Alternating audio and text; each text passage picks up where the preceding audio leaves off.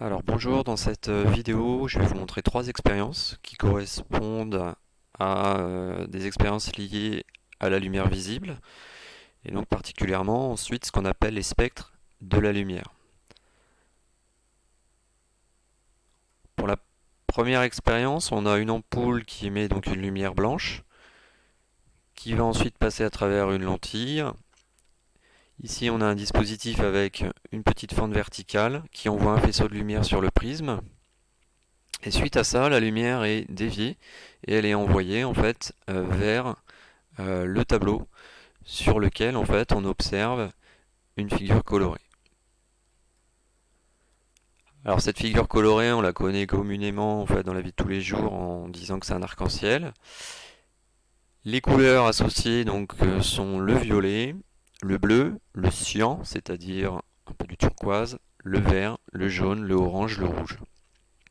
Alors cette expérience, elle prouve plusieurs choses, notamment le fait que la lumière blanche, finalement, est constituée d'un mélange de différentes couleurs.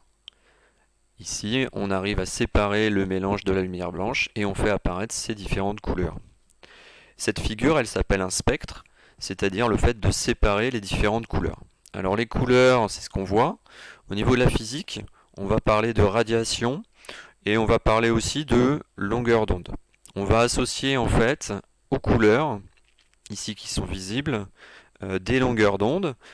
Et donc les longueurs d'onde, en termes de nomination, on utilise la lettre lambda pour les nommer. Alors par exemple, pour le violet, la longueur d'onde lambda c'est environ 400 nanomètres, tandis que pour le rouge, la longueur d'onde lambda sera d'environ 700 nanomètres.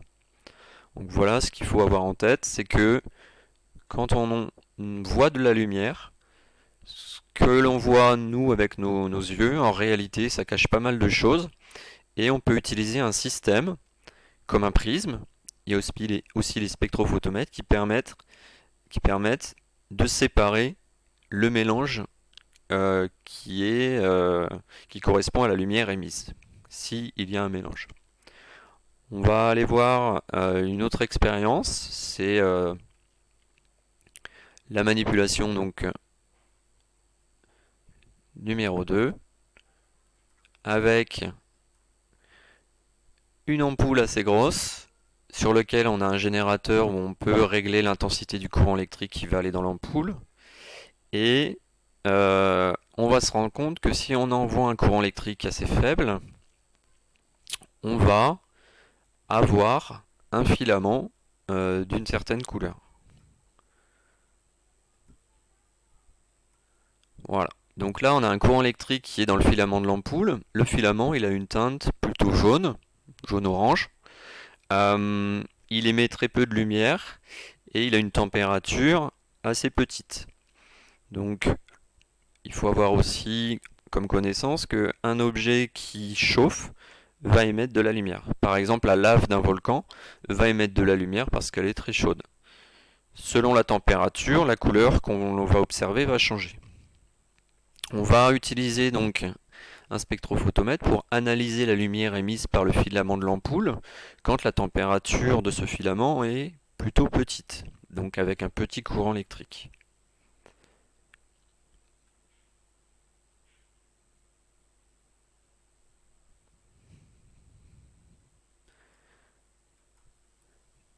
Donc on a le filament de l'ampoule avec sa teinte jaune-orange, on place le spectrophotomètre devant, et on a la figure suivante. On retrouve ici au centre la couleur directe en fait du filament, et sur un des côtés on a le spectre. On s'aperçoit que le spectre de cette lumière émise par le filament pour une petite température, il est rouge, jaune et vert. Il n'y a que ça. Maintenant, si on choisit d'avoir une lumière produite par l'ampoule avec un courant électrique plus élevé, et donc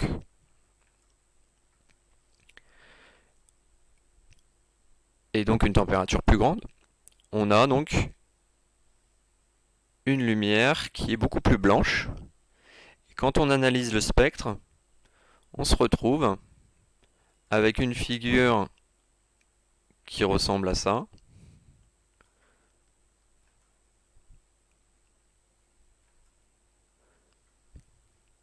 Qui est un petit peu plus visible que la précédente, mais on s'aperçoit que cette fois-ci, sur le spectre, on a toujours le rouge, le jaune, le vert, mais on a aussi la présence de bleu.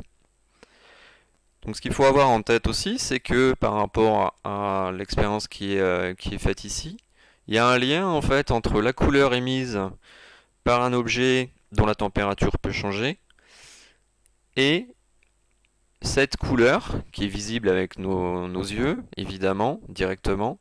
En réalité, quand on l'analyse, on s'aperçoit que le spectre, évidemment, change également. Et donc plus un objet va avoir une température élevée, plus il va émettre un spectre qui va être riche au niveau des couleurs bleues ou violet. On va passer maintenant à la dernière expérience qui consiste à observer deux ampoules différentes. Donc dans ces ampoules, en fait, on a un gaz. La première ampoule qui est à gauche, comme vous le voyez, émet une lumière jaune. Ensuite, on verra l'autre ampoule qui émettra une lumière plutôt blanche. Donc les deux ampoules sont soit au mercure, soit au sodium. Ce sera à vous de trouver laquelle en faisant des recherches. Et donc elles enferment donc ces gaz sodium et mercure. On va analyser, comme tout à l'heure, la lumière en observant son spectre. Et donc,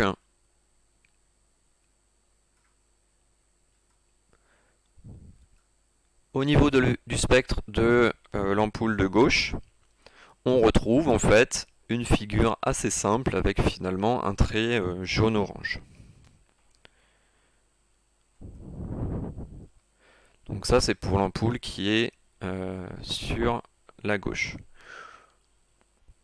On va ensuite changer de côté et on va observer la deuxième ampoule, donc l'ampoule de droite.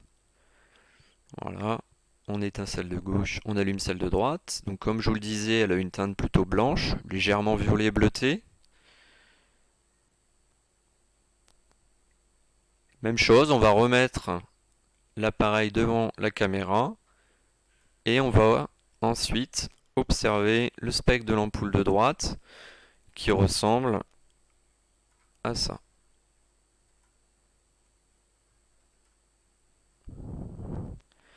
Il est complètement différent, hein. On a, en termes de radiation visible, du bleu, du vert et du violet par rapport à la performance de l'appareil qu'on a utilisé ici. Donc à vous de faire des recherches pour retrouver qui est la lampe de droite et de faire du coup le lien avec les bonnes couleurs.